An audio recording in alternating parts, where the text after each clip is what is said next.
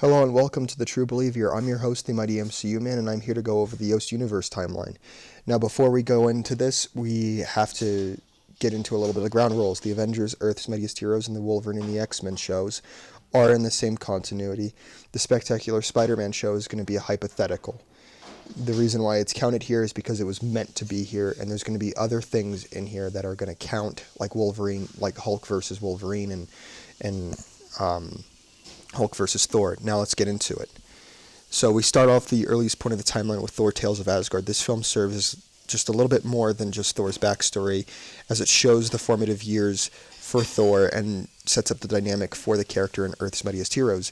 Then we move on from there to the 1940s, where we see Captain America fighting Hydra in World War II alongside Bucky and the Howling Commandos, where they also pushed Hydra out and further through Europe, chasing them throughout Europe. And then in 1943, we see that Captain America and Baron Zemo had their last battle of the 1940s.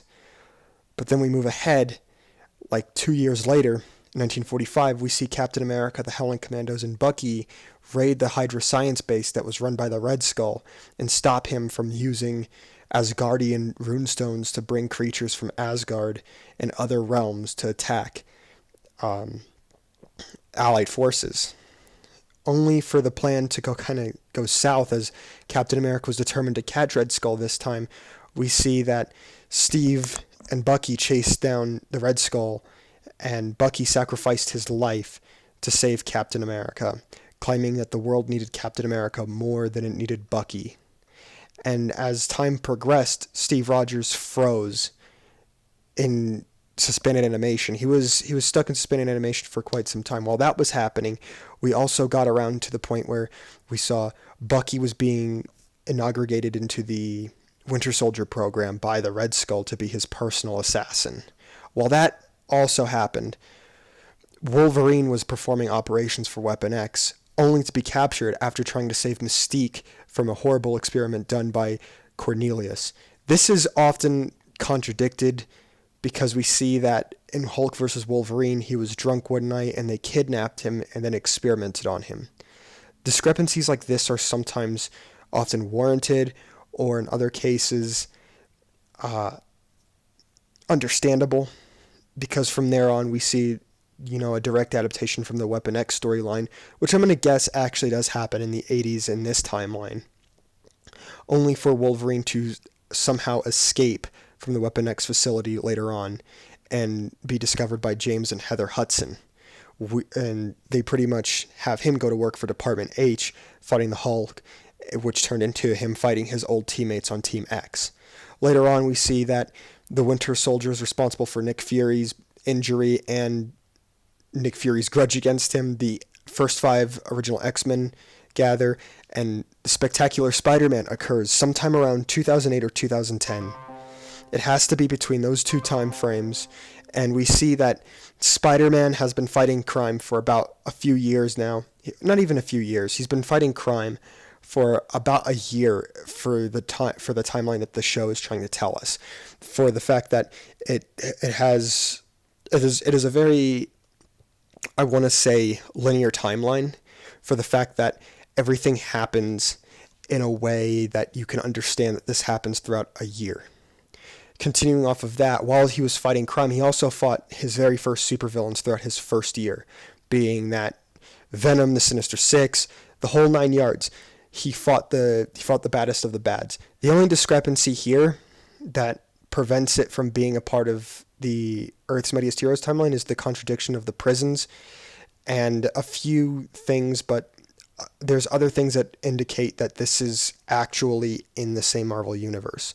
This is nice because then we get to see other things, like the Avengers actually take in a lot of these things and kind of like adopt them in. For we see Jane Foster talk about other superheroes being present in this Marvel universe. Now, this is the Avengers' first year throughout the first season. The Avengers are going to be around for 2 or more years by that point. We also see that the fact that they've found Captain America within their first year.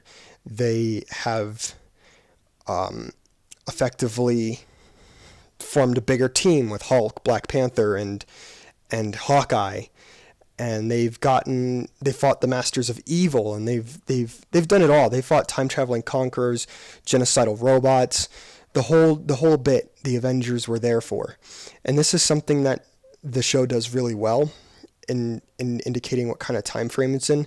The thing that the show does to kind of keep it timeless is by illustrating that months, if not weeks, have passed by, like weeks or if not months have passed by in this show, indicating that there's a significant amount of time that passes through every episode in each season.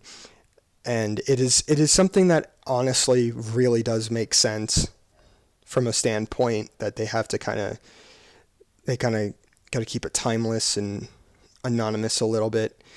The show, in my opinion, I would have to say would take place between 2010 to 2011, because the Avengers are together for about a year and a half by the time this show is done. And we see a whole slew of Marvel heroes who have joined the ranks of the Avengers. From Spider-Man to Wolverine to Black Widow to the Winter Soldier, everybody's an Avenger. But right after that, Wolverine and the X-Men takes place. And this makes sense because it honestly takes place as the latest point of the timeline, for the fact that we see that Wolverine is trying to prevent a Days of Future Past like event from happening. And in the beginning of the show, he says that he tries to forget things.